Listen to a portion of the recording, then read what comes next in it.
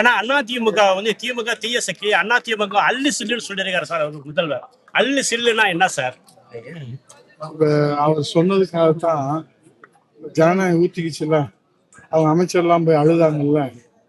விஜய் செத்து போயிட்டாரான்னு அழுதாங்களா, இல்ல ஜனநாயகம் ஊத்திக்கிச்சுன்னு அழுதாங்களான்னு தெரியல. அதாவது அரசியல் பாரம்பரியத்திலேயோ அரசியலுடைய அனுபவத்திலேயோ அரசியல் நாகரிகத்திலேயோ வந்திருந்தா இந்த மாதிரி 54 ஆண்டு கட்சியை, எம்ஜிஆர் ஆரம்பிச்ச கட்சியை, அம்மா வளர்த்த கட்சியை, எடப்பாடியார் பாதுகாக்கிற இந்த மக்களுக்கான, உலகத்திலே ஏழைகளுக்கான ஒரு கட்சி அண்ணா திராவிட முன்னேற்ற கழகம். 54 ஆண்டுகளும் 32 ஆண்டுகள் ஆளுகிற கட்சி. அந்த கட்சி அவர் அள்ளு சில்லுன்னு சொன்னா அவருடைய தரம் அவ்வளவுதான். அதனாலதான் இன்னைக்கு நாடு முழுவதும் சிரிப்பா சிரிக்குது இந்த தாவேக அரசை பார்த்து.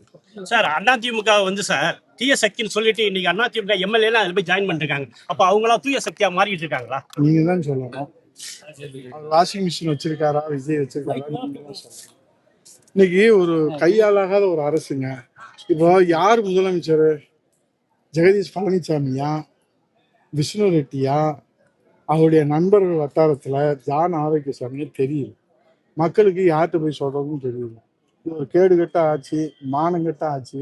இதை போய் நம்ம பேசுறதுக்கு ஒண்ணும் இல்லை. மக்கள் நல்ல தீர்ப்பு தருவாங்க. செய்திகளை உடனுக்குடன் தெரிந்து கொள்ள கீழ்கண்ட கேபிள் மற்றும் டிடிஹெச் நெட்வொர்க்குகளில் எம்நாடு செய்தி தொலைக்காட்சியை காணுங்கள். பாதகம் செய்பவரை கண்டால் நாம் பயம் கொள்ளலாகாது பாப்பா. மோதி மிதித்து விடு பாப்பா, அவர் முகத்தில் உமிழ்ந்து விடு பாப்பா. அண்மை செய்திகளை உடனுக்குடன் தெரிந்து கொள்ள இணைந்திருங்கள் எம்நாடு தொலைக்காட்சியுடன்.